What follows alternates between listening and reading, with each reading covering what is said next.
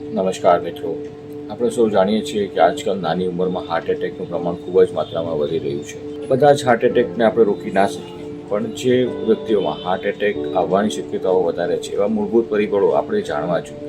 ખાસ કરીને જેને ફેમિલીમાં હિસ્ટ્રી છે, ફેમિલીમાં હાર્ટ એટેક આવેલો હોય, બ્લડ પ્રેશર, ડાયાબિટીસ, કોલેસ્ટ્રોલ જેવી બીમારી હોય, એવા દર્દીઓના ફેમિલી મેમ્બરને પણ રૂટીન સ્ક્રીનિંગ થવું જોઈએ, રૂટીન હેલ્થ ચેકઅપ થવું જોઈએ, જેથી કરીને કોઈ મોટી તકલીફને આપણે રોકી શકતા હોઈએ તો એને થોડી દવાઓથી અથવા પરેજી સાથે રોકી શકીએ. આ આપણા એક રૂટીન હેલ્થ ચેકઅપ એન્યુઅલ થતું હોય કે 6 મહિને આપણે રૂટીન હેલ્થ ચેકઅપ જે કરાવતા હોઈએ એમાં આપણને ઘણી માહિતી મળી શકે છે અને આપણે મોટી બીમારીને રોકી શકીએ છીએ. આવો સૌ મળીને સ્વસ્થ ઇન્ડિયા મિશનને સંપૂર્ણ કરીએ, હેલ્ધી હાર્ટ બાજુ વળીએ, હેલ્ધી લાઇફસ્ટાઇલ અપનાવીએ. Doctor Ankit Katariya, Spandan heart care, Akshar multi speciality hospital. Thank you.